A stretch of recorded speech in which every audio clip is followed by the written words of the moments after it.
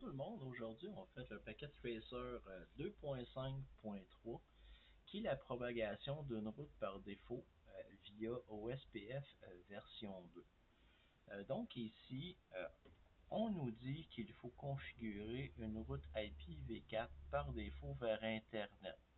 Une des premières choses qu'il nous demande, c'est est-ce que PC1, PC2 et PC3 sont capables d'aller sur Internet.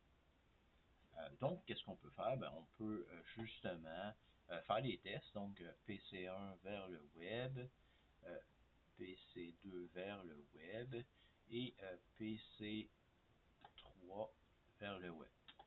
Ici, vous voyez que les trois ont échoué. Si je reclique, pour être sûr que ce n'est pas un problème de ARP, on voit que ça ne fonctionne pas. Okay? Donc, à partir de PC1, PC3, on a essayé.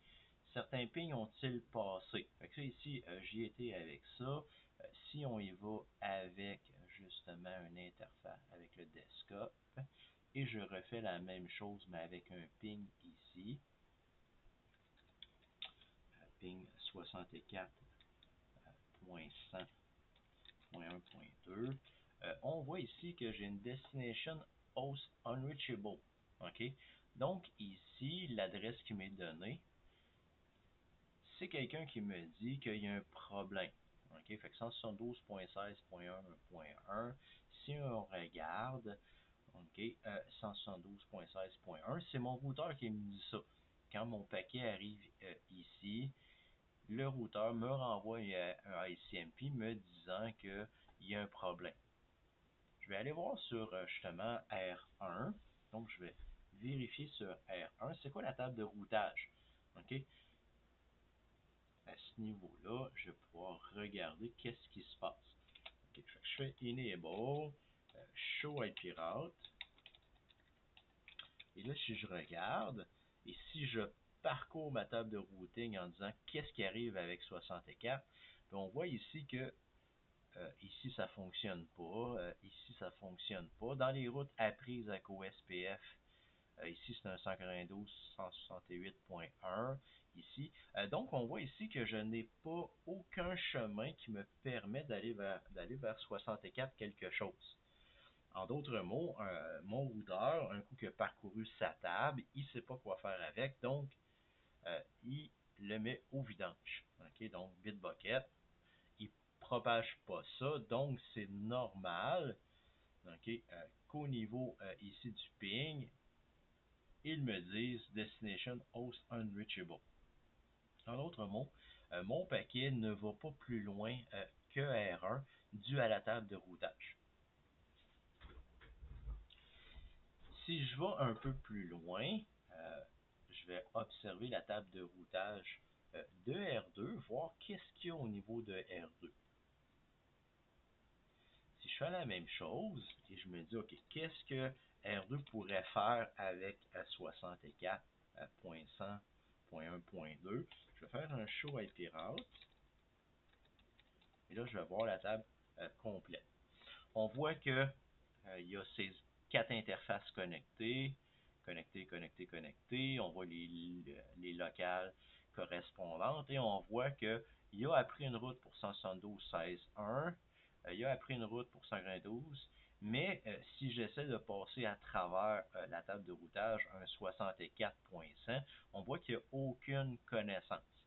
En d'autres mots, R2 ne sait pas quoi faire avec ce paquet-là. Fait que personne dans les trois routeurs qu'on a programmés sait quoi faire avec une adresse 64.100.1.2. Donc, la méthode assez rapide pour faire ça, c'est de dire à R2, si tu ne connais pas l'adresse, bon, je fais j'essaie d'accéder à la page web de www.apple.com, je vais recevoir par DNS une adresse qui va être à l'extérieur, donc pas à l'intérieur de ça. Donc, faut pour résoudre ce problème-là, normalement, qu'est-ce qu'on fait? C'est soit qu'on reçoit une route par défaut de notre ISP via le DHCP, ou sinon on en met une à la main. Et c'est qu'est-ce qui est suggéré ici? Ils veulent qu'on aille en mode configuration au niveau du terminal. Mais avant ça, on va faire quand même quelque chose. On va faire un ping justement à 64.100.1.2, voir qu'est-ce qui arrive avec ça. Vous voyez que j'essaie et là, ben, ça fonctionne pas. Okay? Parce que dans le fond, j'ai aucun chemin dans ma table de routage pour ça. Donc, on va aller en conf-t. Et à partir de là, je vais faire IP route. Route par défaut, on se rappelle, c'est 4.0 pour le réseau et 4.0 pour le masque. Et là, ben, comme c'est une interface point à point, je peux dire que je vais le donner directement à l'interface de sortie. Okay. À partir de là, je reçois un message, Default Route Without Gateway, if not point-to-point, mais impact performance. Ça, c'est normal, mais je sais que ça, c'est un point à point, c'est un port série. Fait à partir de là, je n'ai pas eu besoin de mettre le next up, okay, qui est dans le fond l'adresse 226 ici sur Internet. Donc, ma route par défaut est configurée. À partir de là, je peux refaire mon ping. OK, donc je vais faire un do ping 64.100.1.2, voir si c'est fonctionnel. À partir de là, vous voyez que à partir de maintenant, bien entendu, ici, à cause du ARP, ben, plutôt de la communication, le premier a échoué et ensuite ça fonctionne et si je le réessaye, j'ai toujours 100% de réussite. En d'autres mots, R2 maintenant, je fais un do show IP route, dans sa liste, on voit que quand je vais parcourir la table, je vais arriver ici que pour 6400, il va y avoir un match. Ça va dire donne-les à l'interface, sors-les sur l'interface 010 et ça va fonctionner. Fait que, au niveau de R2, maintenant, R2 est capable de rejoindre le web server. Si on revient sur R1 et on refait la commande show IP route, okay, il n'y a aucune modification. Pourquoi? Parce que dans le fond, on a une route ici fonctionnelle par défaut, mais on n'a pas averti personne d'autre que ça pourrait marcher. Okay? Donc, on ne l'a pas dit à R1 et R3.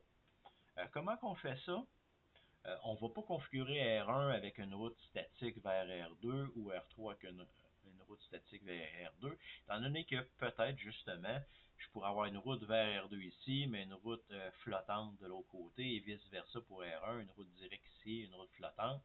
Mais on veut que ça se fasse de manière automatique. C'est pour ça qu'on utilise des protocoles de routage. Donc, pour ce faire, il faut aller en programmation sur R2 et dire à R2 propage la route. Comment qu'on fait ça? On va dans routeur OSPF.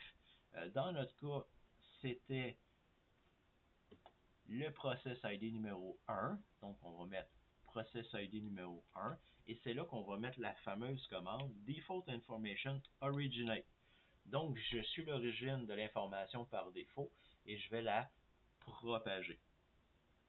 Je vais faire Enter ici. À partir de là, la table de routage ici la table de routage ici, je fais un show IP route, ne changera pas. OK. J'ai encore mon statique ici avec l'étoile. OK, pour candidat et défaut. On va aller voir qu'est-ce que ça a modifié au niveau de R1. Ça, c'est l'ancienne table de routage. Aucune route statique, aucune candidate par défaut. Gateway of last resort is not set. Je vais refaire la commande pour voir qu'est-ce qui est arrivé. Et là, vous voyez qu'il y a une ligne supplémentaire. Ici, là, on avait 1, 2, 3, 4 hauts. Et là, on est rendu à 1, 2, 3, 4 et 5. On a ici quelque chose qui est marqué E2, donc OSPF External Type 2. La route par défaut est maintenant ici marquée Gateway of Last Resort. Et là, bien entendu, pour R1, pour aller plus vite, c'est en passant par le lien ici vers R2 et non, pas faire le tour par R3. Ça, c'est normal. Et bien entendu, ça a été appris par OSPF. À partir de là, si je prends le 64 point 100 à point 1, point 2 et je descends tranquillement et j'évalue les entrées. J'arrive ici et il va y avoir un match. Donc, je vais le donner à R2 via l'interface série 000. À partir de là, je devrais être capable de faire un ping à 64.100.1.2 à partir de mon routeur 1. Mais le plus important, c'est de refaire mes tests. Entre autres mots, PC1 est capable ou pas. Donc ici, je fais refaire des clics et vous voyez que maintenant, euh, les communications sont fonctionnelles. Donc, je peux maintenant aller sur le web server 64.100.1.2, 64.100.1.2, et ça va devenir fonctionnel. On voit ici que les ICMP ont fonctionné. Est-ce que le HTTP va fonctionner? Ça dépend bien entendu de la configuration ici du serveur pour l'exercice. Vous voyez ici, il y a eu un request timeout. On va aller voir ici. Au niveau des services HTTP, vous voyez qu'ils sont à off ici et à off ici. C'est normal que ça ne fonctionne pas. Donc, si je les mets à on, ok, fait qu'ici c'est marqué web server, mais la personne qui avait fait le packet tracer avait oublié de mettre ça à on. Si je refais le test et je refais un go, on voit que ici, là maintenant, ça fonctionne. On voyait que la connectivité avec un ICMP Echo fonctionnait et maintenant, on a aussi le web browser fonctionnel.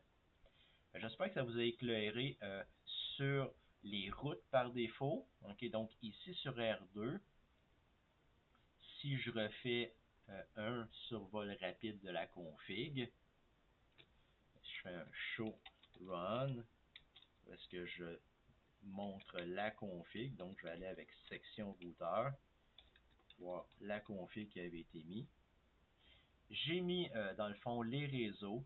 Okay. Ici, vous voyez le network 209, j'aurais pas été obligé de le mettre. Okay. Ici, normalement, on le met jamais, puis ça va être fonctionnel quand même. Vous voyez ici, en mettant ça, il est obligé de mettre Passive Interface.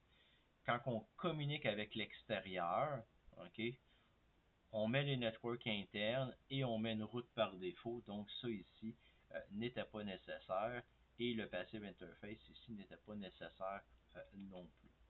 Je peux vous montrer ici que si je m'en vais dans le routeur OSPF 1, ok, et je fais un no sur ça ici,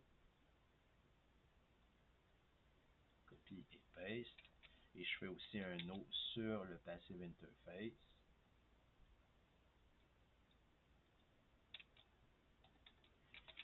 On refait la commande, vous voyez que j'ai juste mes trois réseaux internes, j'ai juste un Passive Interface vers PC2, mais j'ai mon Default Information Originate. À partir de là, ma communication continue à fonctionner, okay, et ma connectique au web server va continuer à fonctionner. Okay, je vais pouvoir mettre 64.100.1.2. À partir de là, j'ai encore une connectivité. C'est souvent une erreur que les débutants font. Okay? Fait qu'au niveau des commandes réseau, on ne met jamais l'IP adresse dans les commandes réseau de l'extérieur de qu'est-ce qui n'est pas autonome. Souvent, on parle de système autonome, donc qu'est-ce que moi je contrôle. Donc, la commande network n'était pas nécessaire et comme on n'avait pas mis de commande network, on n'avait pas besoin non plus de mettre la commande passive. Donc, qu'est-ce qu'on a fait? On a mis Default Information Originate en dessous de R2 pour qu'il propage. Et l'autre chose qu'on a fait, c'est qu'on a rajouté, ici, on a rajouté une route par défaut vers l'extérieur. Merci beaucoup. Bonne journée.